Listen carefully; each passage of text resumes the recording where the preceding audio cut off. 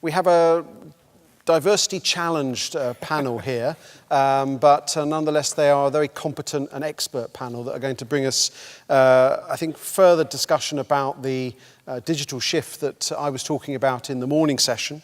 And what we're really doing with this panel is getting a variety of perspectives. So we're getting the perspective of the regulator of telecoms, we're getting the perspective of those that already have gone through this transition from analog to digital, and we're also getting the perspective of those on the ground, either providing services or organising services on the ground, and then finally a TSA perspective as well. Now, up on the screen at the moment is a piece of information about a survey that the TSA is running in conjunction with PA Consulting. It's an online survey. It's very much about helping us sort of get your feedback on the work we're doing around this digital shift. So please, not during the session, but after the session, check that out and please do take part in the survey.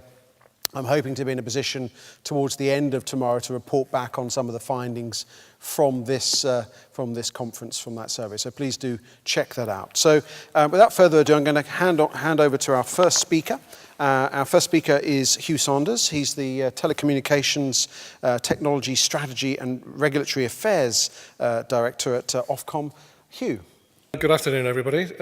Appreciate the opportunity to speak here. It's for those of you who may have been at the TSA workshop earlier this year or a couple of the events that I spoke at in Scotland last year, organised by the NHS.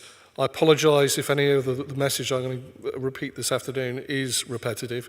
It's certainly part of a story that I'm trying to go out and spread as widely as possible, and it's not changing much. Fundamentally because the issues are relatively easy to identify, the consequences are a little bit more difficult to understand, but at least I think I hopefully point you in the right direction this afternoon. This is what I'm going to cover. What is the issue that's causing the concern about the transition from analog to digital? What are the specifics that really cause the problems? What we as a telecoms regulator are trying to do to address those? And in effect, what does the future really look like?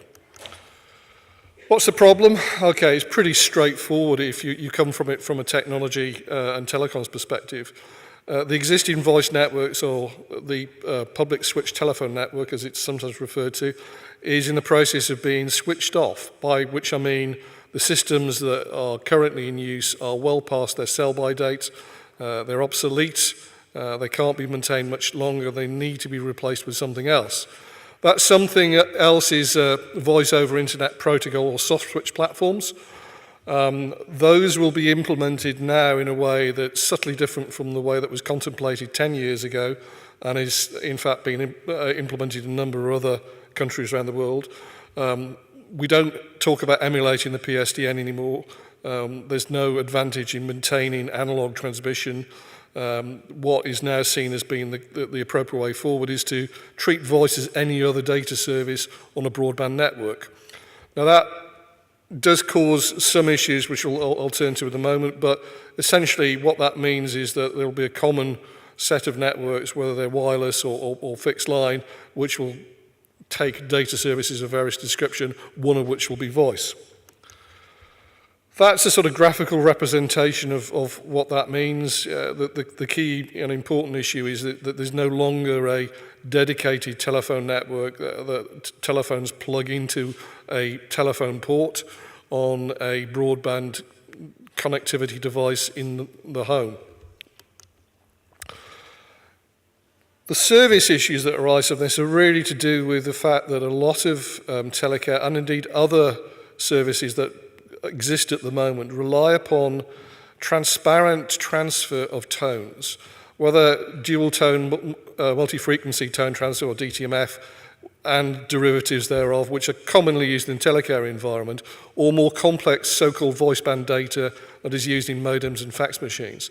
The reality is with packetized voice over IP systems, certainly on an end-to-end basis where there are some issues about compatibility and configuration of the gateways between different networks, you can't guarantee that in the the medium term that those tones will be necessarily transmitted in an entirely accurate way. This is a problem that's already occurring. Voice over IP services are in place, particularly in the small business end. So as a consequence, there's been a pattern over the last few years with some telecare services starting to fail more often than they had done in the past because of those transitions I've just mentioned. Essentially, the way forward, therefore, is to look at how telecare and other security applications are delivered, determine whether or not they need re-engineering or indeed complete replacement. And I think that's the key challenge in the short term. The other thing to bear in mind, by the way, in addition to this problem of transmission and in effect the accurate representation of the tones that these services rely upon, one of the other consequences of this transition will be the loss of so-called line powering. At the moment, analog telephony has got the advantage that it's got a 50-volt DC power capability through the telephone wiring, which means in essence you can rely upon that if there's a local power failure. Again, in future, you can't rely upon that. That will be removed, or the replacement service to support in the event of power failure will only apply to the voice service, none of the over-the-top services that we're talking about here. So, this problem has been identified for some time, as I noted, and indeed in some ways it goes back to the mid-noughties, where the whole issue of PSTN replacement started being aired in a number of countries, including the UK. We recognise now that there is a sort of programme of change that's already really underway, but will pick up pace over the next 18 months with probably a hard deadline of something like 2025. By the way, all of this is reflected, I think, pretty accurately in the TSA white paper that has been released today, and I think that gives you a good oversight of the issues that we are facing. From our perspective, the Connected Nations report that we published at the back end of last year, publication I'm responsible for overall, did touch on these issues, and it outlined some of the consequences and the way that we would approach and hope to facilitate discussion across industry over them. The key thing for us is that the responsibility to ensure that migration is not catastrophic really lies with the industry. And in this context, industry is not just the communication providers who are replacing their own systems, but also what we refer to as over-the-top or OTT service providers, in other words, the providers of telecare services to end users. What we are intending to do is monitor progress, but we recognise that there will be a need for coordination. So we've already formed a cross-industry working group, which I've been chairing, which started work earlier on this year and will continue to work for the foreseeable future to provide a focus for that complex dialogue. What will that result in? Well, the simple answer to that is we are hoping to put out something on the migration implications in a more definitive way shortly. We will be putting something probably into the Connected Nations report that's due out at the end of this year. At this stage, I don't think it's going to be definitive. We're still going through governance and still defining our views on some issues. So I suspect that will be a bit of a work in progress update, leading to a fuller response, perhaps through a statement, perhaps through some form of consultation, probably in the first quarter of 2018. But that is something that we will be aiming to do to make sure there is clear visibility, for instance, of the communication providers' realistic migration timetables. When will they start launch of service for voluntary migration? When will they start forced migration? I think the other thing is that it's clear to us that the service providers, the OTT service providers of telecare and other functionality like fire alarms, security alarms, etc., need to better understand how their services will fare in the new environment. It's not a simple black and white, they will fail. Some of them will probably work reasonably well if they're pretty robust. What we need to do ensure is that there are appropriate testing facilities in place, and we do have the commitment of the major communications providers to provide those. I'll let them talk about that in due course in their own presentations, but I think we will be insisting that those are in place, and with a common set of test plans and schedules, which something called NICC, which is I can't remember what it stands for these days, but essentially it's the technical standards group that works across the telecoms industry, has got a subgroup that is now being set up called All IP as a vehicle for the technical and testing work associated with this transition. Fine, so we'll try and make sure that there's clarity about what's happening, when it's going to happen, ensure that there's testing in place to understand the impact on existing services. But that impact is going to be significant. Just because something works on one network test scenario doesn't mean it will work across all real-world implementations, particularly since you may have 5 or more networks in the chain between an alarm user and a handling centre. So consequently, you can't guarantee that something that tests okay in a lab will necessarily work in the longer term. So I think our base position is that the longer term solution really is to move to data-centric or all IP approaches for these services.